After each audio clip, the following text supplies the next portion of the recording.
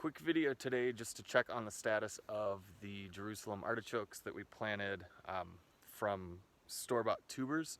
I wasn't sure if they would sprout, but they've been successful. I just bought 10 from the local food co-op, saw them, bought them on a whim. I've heard a lot about them. Let's see, it was the first week of May. I dropped those 10 in a little bed I made right here, and then just under 4 weeks later they sprouted, and now we are, let's see, exactly just over 4 weeks since planting them, and we are this tall on them. So we got this one and a few others around this bed.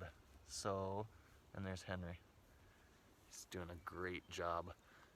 But yeah, so the easy answer to if you can plant from store-bought Jerusalem artichokes is hell yes. So get at it, get some. You can also buy them online. There's a link down there if you want to do that. Anyway, go grow some.